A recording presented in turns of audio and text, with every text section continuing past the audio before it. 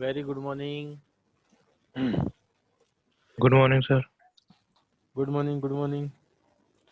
Good morning to all of you. चलो अब start करते हैं अपन. अब गुड मॉर्निंग गुड आफ्टरनून हो गया.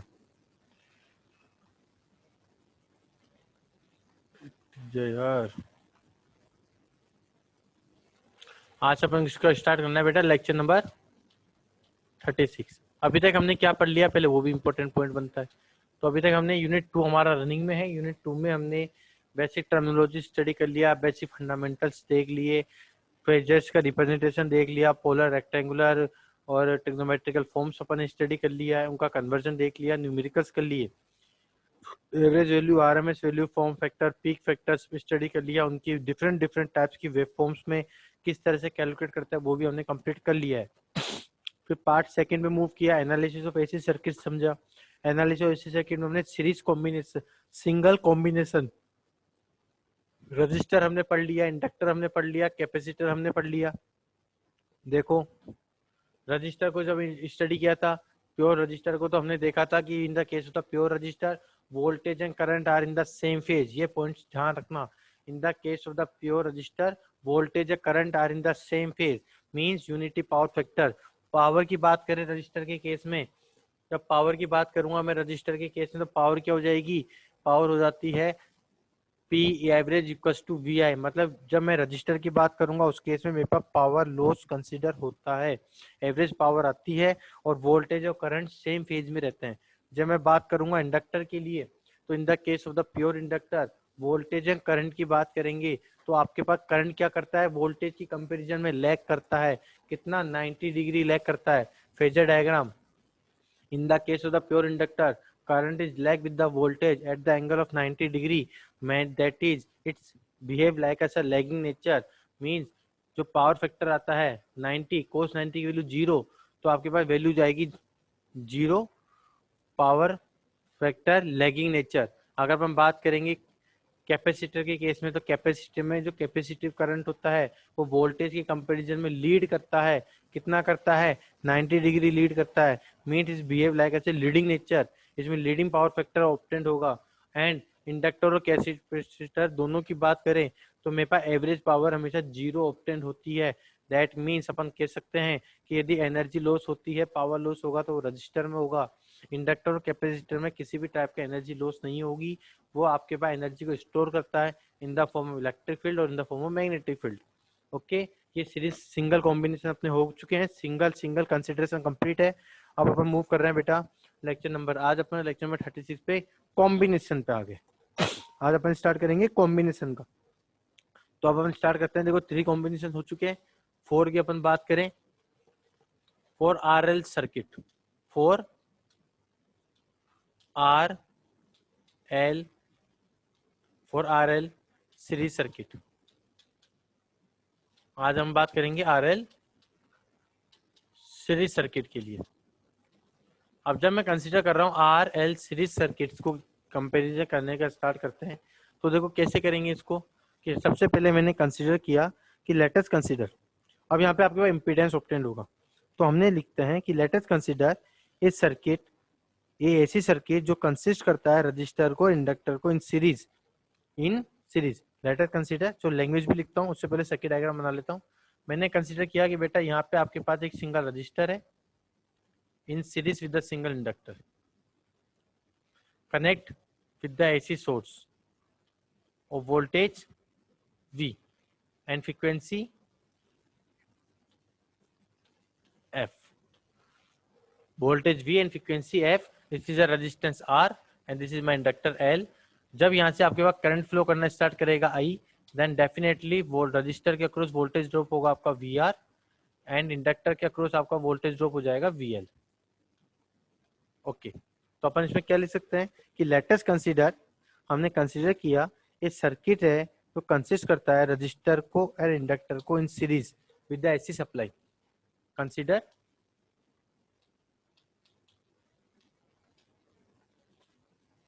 N AC circuit, late us consider N AC circuit consists, let us consider an AC circuit consists single register and inductor, single register and inductor in series Sir, AC circuit. in series with AC supply, in series with AC supply, in series with AC supply or frequency F, or frequency F. Let us consider an AC circuit. Consists the single resistor and inductor in series with the AC supply. After apply the current, यहाँ पे voltage drop होगा. जैसे voltage drop होगा, आपके पास क्या लिखेंगे? After flow the current, after flow the current, after flow of current, after flow of current I, voltage drop occur,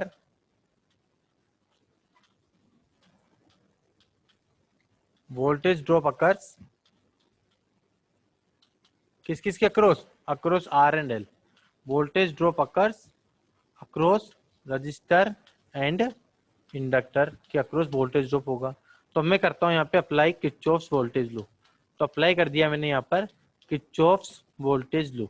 जैसे मैंने यहाँ पे किरचॉफ्स वोल्टेज लो अप्लाई किया तो मेरे पास डेफिनेटली वी की वैल्यू क्या होगी? वी की वैल्यू सप्लाई वोल्टेज की वैल्यू होगी V R plus V L के इक्वल. होगा ही नहीं होगा? वी करंट एंटर कर रहा है प्लस माइनस, करंट एंटर कर रहा है प्लस माइनस, तो I V minus I R minus I XL equal to 0 हो जाएगा. तो वी की वैल्यू क्या हो जाएगी? I R plus I XL. I R I XL क्या शो कर रहा है? वोल्टेज ड्रॉप ही तो शो कर रहा है. तो आपके पास volt by apply the Kirchhoff voltage law, आपके पास वी की वैल्यू क्या हो जाएगी? V R plus V L. अब वी आर क्या है? वी आर है आपके पास आई आर और वी एल क्या है? I XL.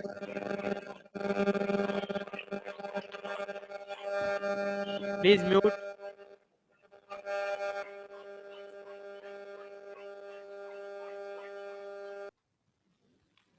अगर मैं बात करें यहाँ से हमने अगर आई कॉमन निकाल लिया तो मेरे पास वी की वैल्यू आ जाएगी R R plus J XL. यह हो जाएगा आपका एक्सप्रेशन वोल्टेज का in terms of series RL circuit के केस में. अब ये अगर वोल्टेज है तो हमें पता है कि V इक्वल टू क्या होता है? I R. अगर यहाँ पे आपके पास इम्पिडेंस अकर हो जाएगा, इम्पिडेंस अकर हो जाएगा तो अपन इसको क्या लिख सकते हैं? V equal to I Z. जहाँ पे जेड क्या रिप्रेजेंट कर रहा है? जेड रिप्रेजेंट कर रहा है impedance of the circuit, impedance of the circuit. तो अगर मैं बात करूं यहाँ से अब इम्पिडेंस कैलकुलेट करने की, तो इम्पिडेंस ऑफ द सर्किट क्या बन जाएगा आपका? Impedance of the circuit, impedance of series RL circuit.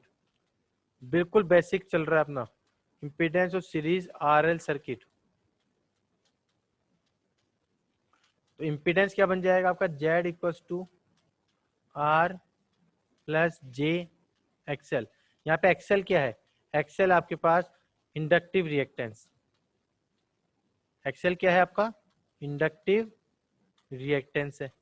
अब एक चीज ये बताओ कि आपको हमें एक चीज पता होगी कि the same physical quantities are able to add और सब्ट्रैक्ट. क्या आप किसी भी हमेशा सेम फिजिकल क्वांटिटीज को आप ऐड कर सकते हो, सब्ट्रैक्ट कर सकते हो. अब देखो जेड की यूनिट क्या होती है? ओम. इंपीडेंस की यूनिट क्या होती है? ओम.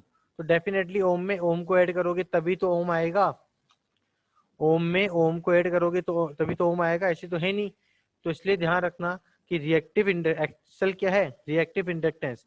इसकी वैल्यू क्या होती है? XL equal to omega L. Omega क्या होता है? 2 पाई एफ. तो लिख सकते हो 2 पाई एफ एल. और इसकी यूनिट क्या होती है? ओम होती है. क्या होती है? ओम होती है एक्सएल की वैल्यू. तो आपका इंपीडेंस को कैसे रिप्रेजेंट करता है अपन? Z equal to R plus J omega L. ये हो गया impedance of the RL series circuit. अगर आपके पास इंपीडेंस कैलकुलेट हो गया, क्योंकि देखो न्यूमेरिकल इसी टाइप के आएंगे. सबसे पहले सर्किट डायग्राम होगा. सर्किट डायग्राम आपको सबसे पहले क्या करना है?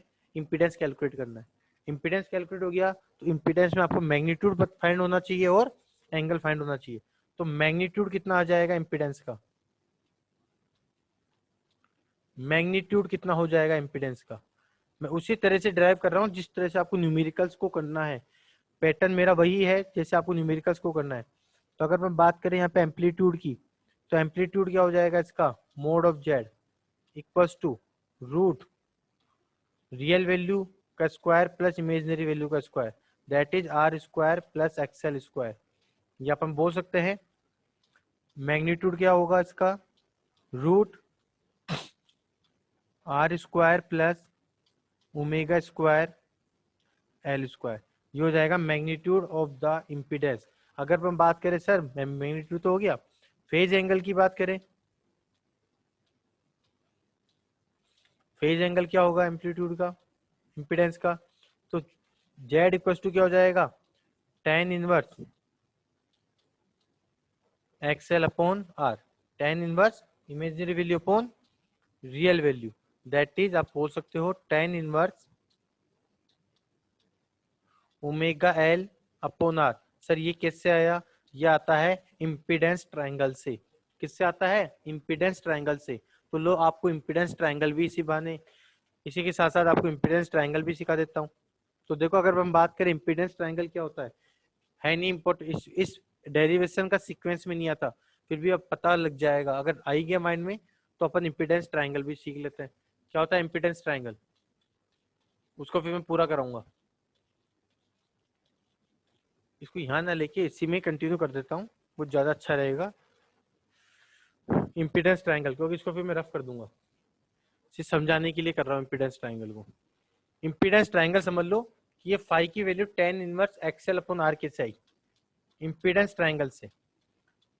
इम्पीडेंस ट्रायंगल क्या होता है, ये भी अच्छी टॉपिक आ गया, इसको भी ध्यान में आना चाहिए, आपको पता होना चाहिए इम्पीडेंस ट्रायंगल क्या होता है।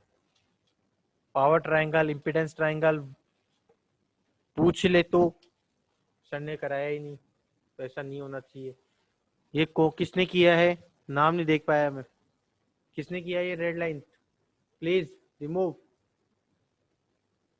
Impedance triangle.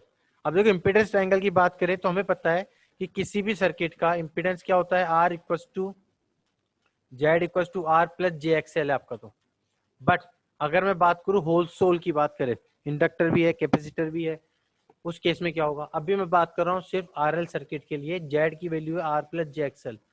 तो यहाँ पे जे क्या शो कर रहा है, इमेजिनरी एक्सिस, और पॉजिटिव है, पॉजिटिव है मतलब इम्पीडेंस डायग्राम अगर मैं ट्रायंगल ड्रॉ करूं तो ये हो जाएगा मेरे पास रियल एक्सिस, ये हो गया मेरे पास इमेजिनरी एक्सिस,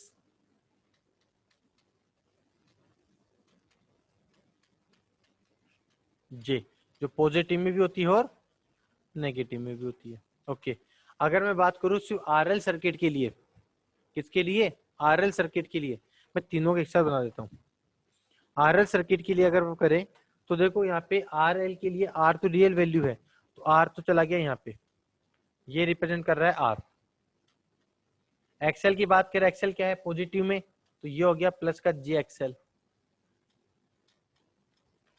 इन दोनों का रिजल्टेंट क्या होगा, इंपीडेंस होगा। इन दोनों का रिजल्टेंट आपका इंपीडेंस होगा। इंपीडेंस कितना हो गया, R plus J XL, triangle law of addition लग जाएगा, जितना वेक्टर यहाँ है उतना वेक्टर यहाँ होगा।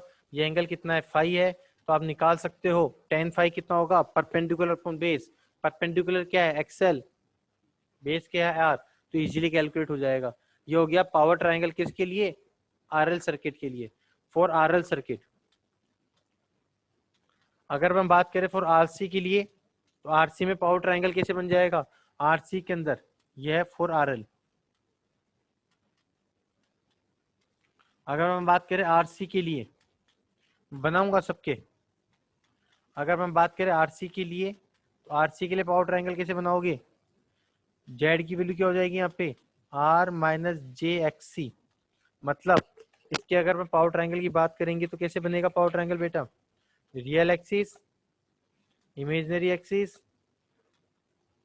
ये आपका इमेजिनरी एक्सिस हो जाएगा यहाँ पे रियल एक्सिस आ जाएगी आपकी, आर की वैल्यू ऑब्टेंड हो गई, this is my R, real axis पे, इमेजिनरी एक्सिस नेगेटिव के अंदर आपके पास माइनस जे में आपका एक्सी आ जाएगा, इन दोनों का रिजल्टेंट ऑब्टेंड किया,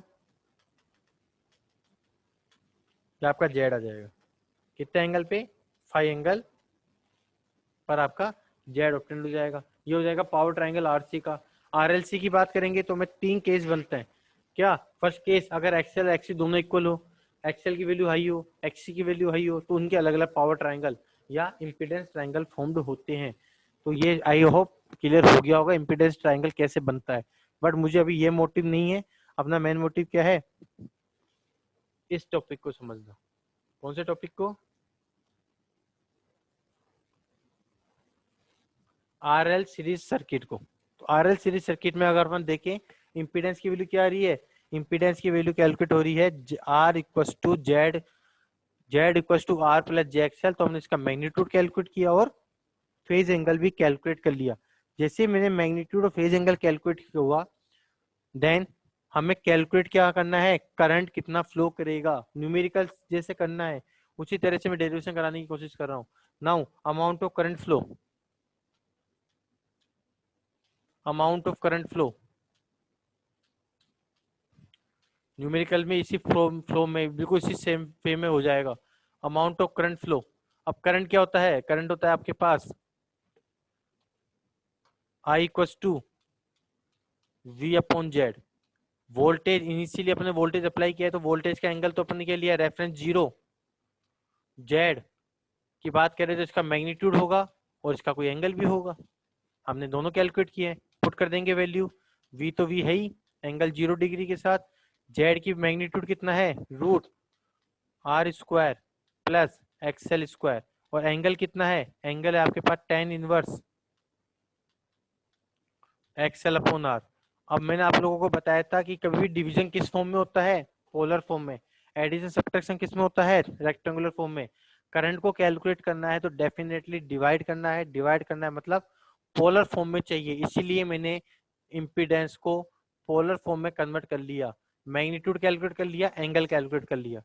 अब जब अपन डिवाइड करते हैं तो बताया था कि मैग्नीट्यूड का तो डिवाइड हो जाता है, तो यहाँ पे मैग्नीट्यूड का डिवाइड करने पर आपके पास एक फिक्स वैल्यू आ जाएगी करंट की, आई एंगल, और ये पॉजिटिव एंगल ऊपर जाके नेगेटिव में कन्वर्ट हो जाएगा, तो माइनस का tan inverse XL upon R, XL upon R. इसको किस तरह से रिप्रेजेंट करेंगे अपन, करंट को रिप्रेजेंट करेंगे current I with angle minus phi के साथ।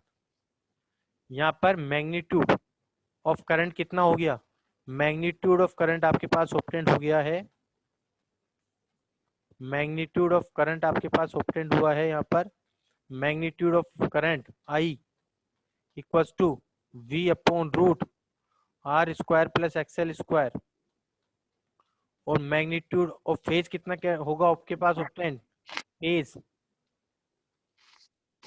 एंगल किसका, करंट का, of current, phase angle of current आपके पास बेटा ऑब्टेंड हो गया यहाँ से phi equals to tan inverse XL upon R. ये एक्सएल अपॉन आर क्या शो कर रहा है, नेगेटिव, नेगेटिव साइन इंडिकेट, यहाँ पर नेगेटिव साइन क्या इंडिकेट कर रहा है, negative sign indicate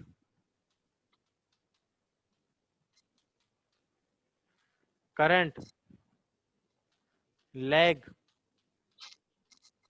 with voltage, current lag with voltage at angle phi.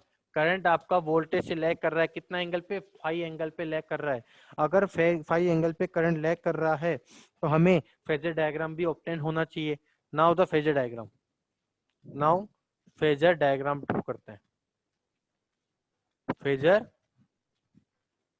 Diagram draw करते हैं कि फेजर डायग्राम किस तरह से ड्रॉ हो जाएगा, तो समझते हैं फेजर डायग्राम को। यहाँ देखो फिगर में करंट जो है वो वीआर में और वीएल में दोनों में सेम फ्लो हो रही है। अगर सेम करंट फ्लो कर रहा है, चेंज नहीं हो रही है करंट, तो मैं एक काम करता हूँ, फेजर डायग्राम ड्रॉ करते समय मैं करंट को ऐसे फेजर ले लेता हूँ, रेफरेंस ले लेता हूँ। कंसीडर करंट ऐसे रेफरेंस, कंसीडर करंट आई ऐसे reference, current I as reference phase.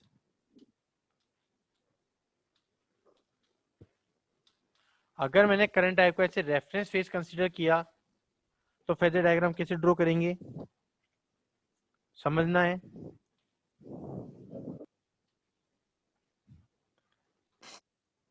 ये रियल एक्सिस हो गया, ये आपका इमेजिनरी एक्सिस हो गया। अगर मैं बात करें करंट को मैंने ऐसे रेफरेंस लिया है तो रेफरेंस का मतलब सबसे पहले मैंने करंट की वेवफॉर्म को ड्रॉ किया, ये हो गया मेरा current I. Okay, current I को मैंने रेफरेंस लिया। अब बात करते हैं वोल्टेज के लिए। तो वोल्टेज का एक्सप्रेशन क्या था, V equals to V R plus V L. V equals to V R plus V L. चलो मैं यहाँ लिख के बताता हूँ। वोल्टेज का एक्सप्रेशन क्या था, V R plus V L. और वी आर क्या था आपके पास, आई आर। और एक्सएल वी एल क्या था, J I XL. That means अगर मैं इसका ड्रॉ करता हूँ फेजर तो क्या बनेगा, वी आर की वैल्यू करंट में कुछ ना कुछ रेजिस्टेंस को मल्टीप्लाई करने पे आ रही है। मीन्स वोल्टेज की वैल्यू हाई होगी तो सेम फेज, हमें पता है in the case of the resistor, in case resistor voltage है current are in the same phase, same phase में है। तो जिस फेज में करंट है उसी फेज में आपका वोल्टेज आ जाएगा वी आर। अब बात आती है इंडक्टर के केस में। इन the case of the inductor voltage जो है करंट लैग करता है, दैट मींस वोल्टेज क्या करेगा, लीड करेगा।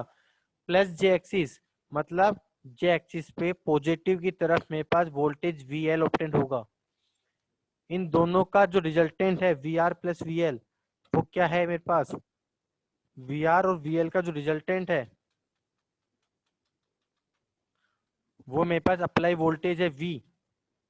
वी क्या है, V R plus V L. और अगर मैं यहाँ से देखूं तो नेट जो वोल्टेज है वो मेरा V है, इसकी रेस्पेक्ट में मेरा जो करंट है I है वो नीचे है, लैग कर रहा है। मींस आपके पास जो फेज एंगल आएगा वो कितना आ गया, फाई ऑब्टेंड हो गया। यहाँ पे फाई क्या है, फाई है tan inverse XL upon R. वो शो कर रहा है कि ये लैग कर रहा है, लैगिंग नेचर का है। किसके रेस्पेक्ट में, वोल्टेज के रेस्पेक्ट में। Here from the phasor diagram, from phasor diagram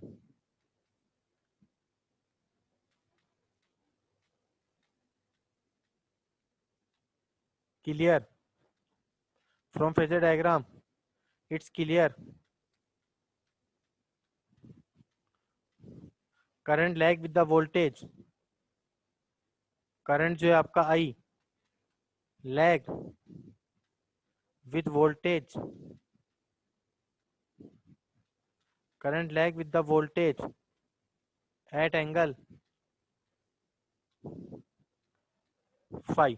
अगर फाई एंगल पे बेटा मेरे पास करंट लैग कर रहा है वोल्टेज से तो आपके पास पावर फैक्टर क्या ऑब्टेंड होगा, so power factor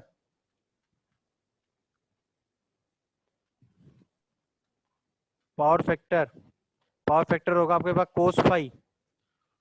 cos phi, phi की वैल्यू आपको पता है tan inverse omega XL upon R, वो अपन कैलकुलेट कर लेंगे। किस नेचर का आएगा, power factor cos phi lagging.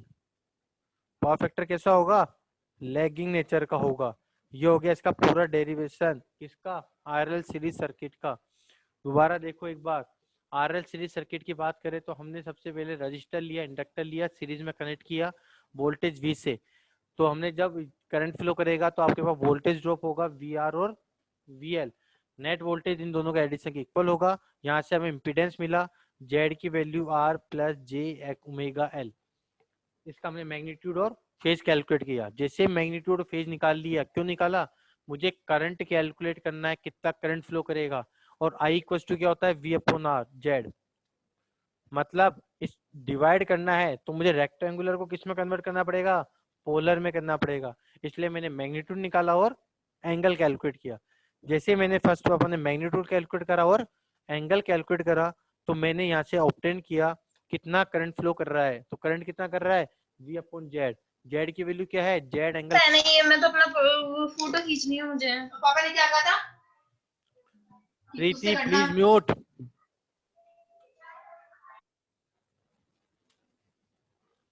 Now amount of current कितना हो जाएगा, I equal to V upon Z. I 0 degree, Z क्या, जेड एंगल फाई। फिर जेड का मैग्नीट्यूड पुट किया, एंगल पुट किया, और हमने ऑब्जर्व किया कि जो एंगल है वो आपके पास है tan inverse omega L upon R. वो नेगेटिव आ रहा है, नेगेटिव शो कर रहा है कि मेरे पास जो करंट है वो वोल्टेज से लैग करेगा। कितने एंगल पे? फाई एंगल पे। फाई कितना है? tan inverse omega L upon R. फिर हमने इसका फेजर डायग्राम ऑब्टेन किया, तो हमने फाइनली देख रहा फेजर डायग्राम ड्रॉ करके कि जो फाई है उसकी देखो वोल्टेज से और करंट में एंगल फाई आ रहा है, और करंट आई लैग है, नीचे जा रहा है, किससे? वोल्टेज से। मतलब प्रूफ हो गया डायग्राम बनाकर कि लैगिंग नेचर का है। उस केस में आपने पावर फैक्टर कैलकुलेट कर सकते हो। पावर फैक्टर कैलकुलेट कर सकते हो कोस फाई से। पावर फैक्टर किससे कैलकुलेट कर सकते हो? कोस फाई से। कोस फाई क्या है आपका पावर फैक्टर? किस नेचर का होगा? लैगिंग नेचर का। तो भैया इसका स्क्रीनशॉट लो फटाफट से आरएल सीरीज सर्किट का। ये लो स्क्रीनशॉट लो फटाफट। Done. Done. Next page.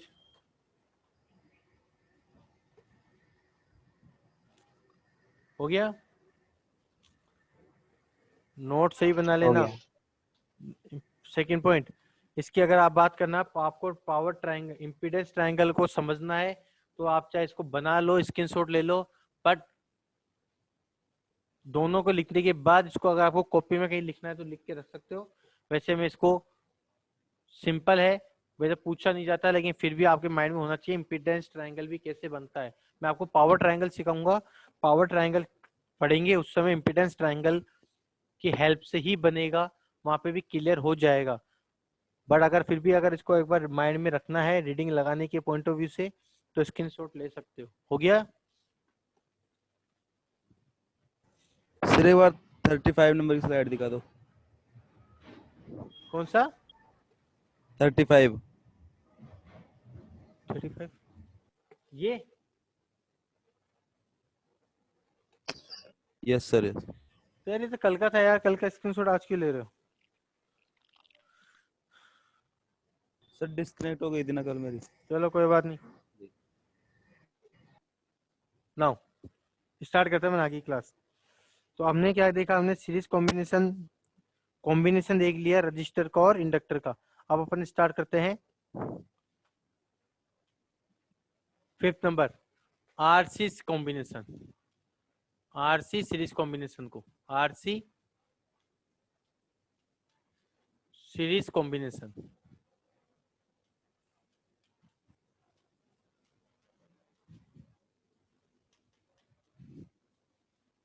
RC series combination start करते हैं। अगर मैं बात करता हूँ आरसी सीरीज कनेक्शन की, तो बिल्कुल सेम वे में ये स्टार्ट हो जाएगा कि late us consider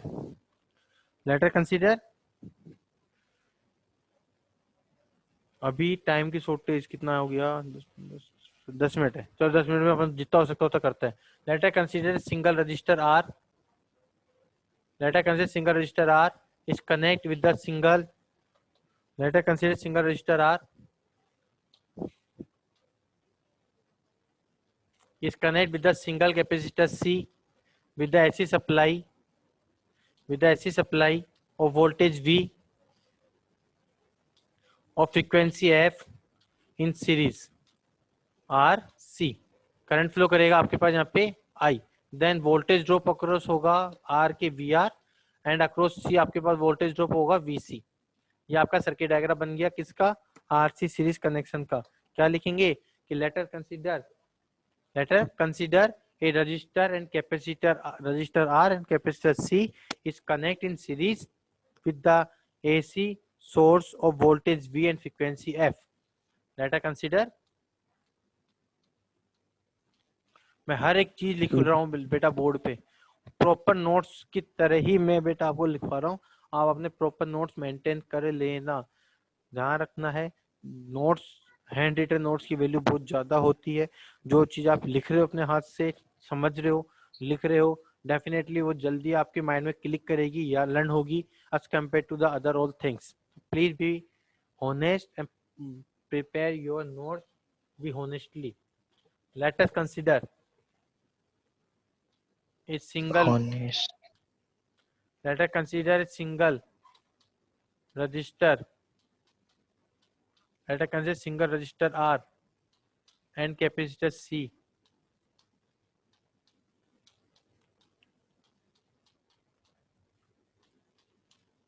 connect in series.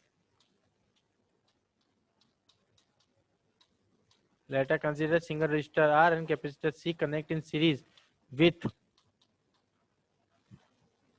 an AC supply. ये लैंग्वेज अपने मन से बना सकते हो. With an AC supply voltage V and frequency F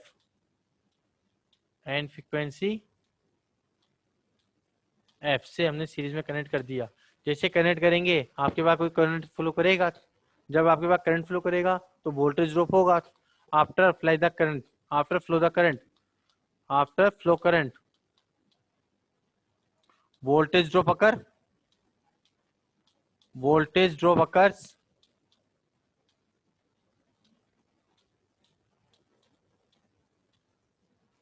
Voltage drop occurs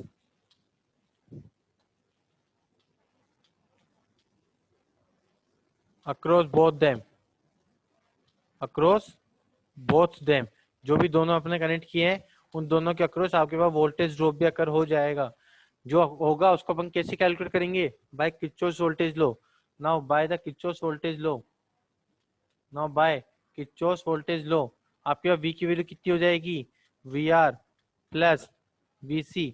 V की वैल्यू कितनी हो जाएगी आपके पास? Current IR minus JI I को कॉमन सर निकाल ओकर्स के आगे क्या लिखा है? R minus. हाँ सर ओकर्स के आगे क्या लिखा है? After flow of current voltage drop occurs across both them. आपको लिखना है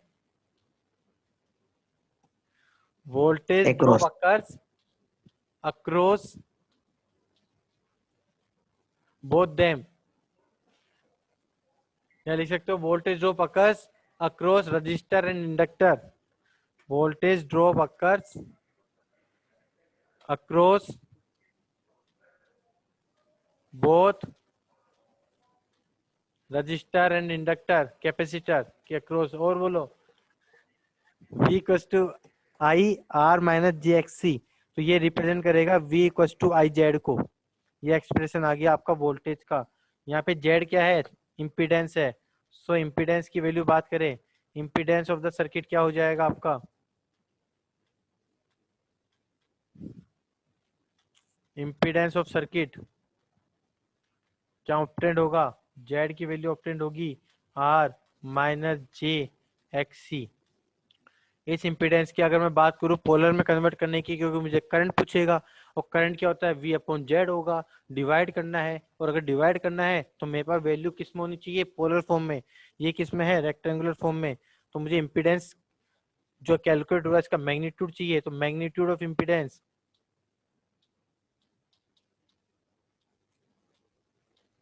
मैग्नीट्यूड क्या होगा इम्पीडेंस का? Root R square plus XC square. यहाँ पे एक्सी क्या है? यहाँ पे आपके पास बेटा एक्सी है कैपेसिटिव रिएक्टेंस.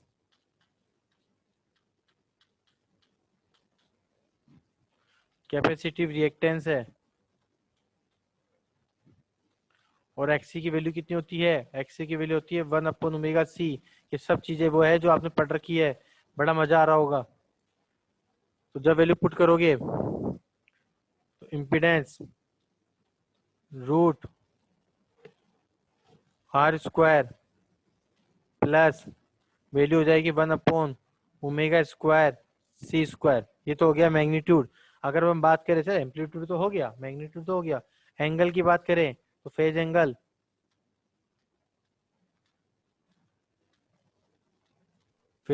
क्या होता है? फाई. फाई क्या होता है? Tan inverse imaginary value upon X. तो इमेजनरी वैल्यू कितनी है? माइनस का एक्सी अपॉन आर. माइनस का एक्सी अपॉन आर. तो फाई कितना हो जाएगा? फाई हो जाएगा आपके पास माइनस का tan inverse XC upon R. या बोल सकते हैं इसको माइनस का tan inverse 1 upon omega R C. क्यों? ओमेगा सी कितना होता है? 1 अपॉन ओमेगा सी. उसमें आर से मल्टीप्लाई हो गया तो ये आ गया आपका फेज एंगल. ये आपके पास आ गया एम्पलीट मैग्नीट्यूड। अगर मैग्नीट्यूड कैलकुलेट हो गया, फेज एंगल कैलकुलेट हो गया, तो इम्पीडेंस एक्चुअल में आ गया किस फॉर्म में, पोलर फॉर्म में इम्पीडेंस आ जाएगा जेड एंगल फाई। अगर अपने पास इम्पीडेंस कैलकुलेट हो गया तो अपन करंट कैलकुलेट कर सकते हैं। स्क्रीनशॉट लो फटाफट इसका। हो गया? हो गया। यस सर हो गया। नाउ करंट कितना फ्लो करेगा, now amount of current flow, बिल्कुल सिंपल है derivations. Amount of current flow,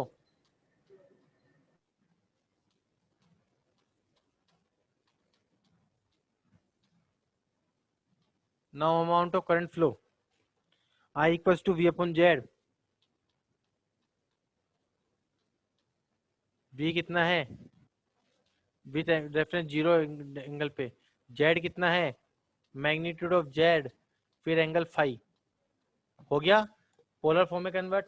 तो I की वैल्यू कितनी हो जाएगी, I की वैल्यू हो जाएगी, मैं लिख देता हूँ I एंगल, ये माइनस का फाई चल रहा है ना, ऊपर जाके क्या हो जाएगा प्लस का फाई, माइनस का फाई ऊपर जाके क्या हो जाएगा प्लस का फाई, या ओनली फाई लिख के रखो, सबसे बढ़िया काम है फाई ही करके रखो।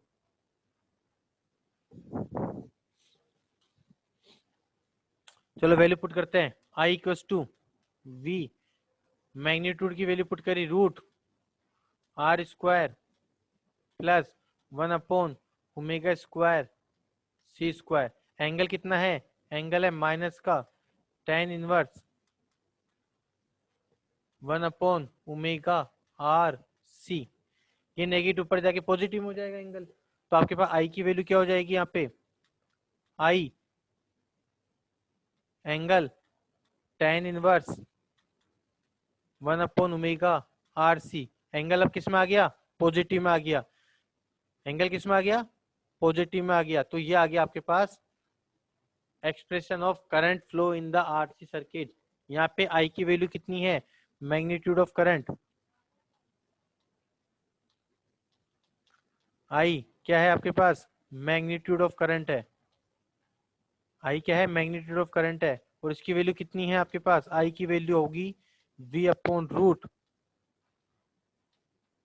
Are square plus X square भी लिख सकते हैं, तो एक्स क्या होता है 1 अपॉन ओमेगा सी। ये मैग्नीट्यूड हो गया, और एंगल आपके सामने है ही। यहाँ पे अपन लिख सकते हैं कि पॉजिटिव साइन क्या इंडिकेट कर रहा है, पॉजिटिव एंगल क्या इंडिकेट कर रहा है, पॉजिटिव एंगल करंट इंडिकेट कर रहा है आपको,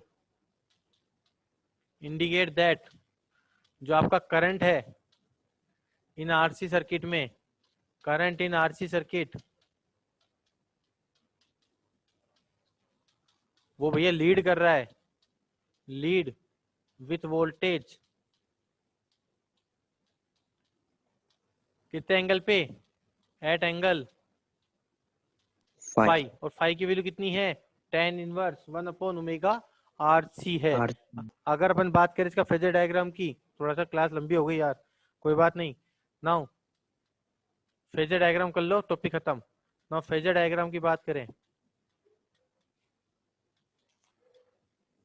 फेजर डायग्राम की बात करें तो फेजर डायग्राम बड़ा सिंपल है।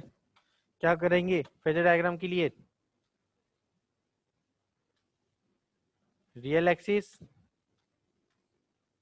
इमेजिनरी एक्सिस, जे माइनस का जे। ओके अब देखो सीरीज कॉम्बिनेशन है, जब सीरीज कनेक्शन है तो करंट दोनों में सेम फ्लो कर रहा है। तो मैंने फेजर डायग्राम बनाते समय जैसे अपन ने आरएलएल में किया था, मैंने रेफरेंस को लिया current, consider current as a reference, consider current as a reference को ले लिया, ये लो करंट मेरे पास फ्लो हो रहा है, रेफरेंस ले लिया मैंने। ओके अब देखो मेरे पास इंपीडेंस क्या है, इंपीडेंस है Z equals to R minus J XL, या अगर वोल्टेज की बात करें तो वोल्टेज क्या है V R minus J V XL. Means आपके पास जो क्या वोल्टेज ड्रॉप हो रहा है अक्रॉस द रजिस्टर, तो according to the nature, according to the nature आपके पास जो वोल्टेज ड्रॉप होगा रजिस्टर के अक्रॉस वो सेम नेचर में सेम फेज में होगा करंट के, because in the case of the pure resistor voltage and current are in the same phase. बात करें कैपेसिटर के अक्रॉस वोल्टेज ड्रॉप, तो कैपेसिटर के केस में करंट क्या करता है, लीड करता है, और वोल्टेज क्या करेगा उसकी, फिर लैग करेगा। तो लैगिंग करंट वोल्टेज को शो कर दिया मैंने इस तरह से, ये हो गया मेरे पास VC। अगर इन दोनों का रिजल्टेंट की बात करें तो आपका इन दोनों का रिजल्टेंट कितना ऑब्टेंड होगा, इन दोनों का रिजल्टेंट आ गया यहाँ पे नेट वोल्टेज V, जिसकी वैल्यू कितनी है, जिसकी वैल्यू है मेरे पास VR प्लस VC, या बोल सकते हैं V की वैल्यू कितनी है, IR माइनस IJXC है। ये वोल्टेज मैग्नीट्यूड, एंगल कितना है यहाँ पे, फाई एंगल है। इस फेजर डायग्राम से क्लियर हो रहा है कि वोल्टेज के रेस्पेक्ट में करंट को देखो, करंट ऊपर है, ऊपर है मतलब लीड कर रहा है। That means in the case of the RC circuit, that is in case of RC circuit, in RC circuit,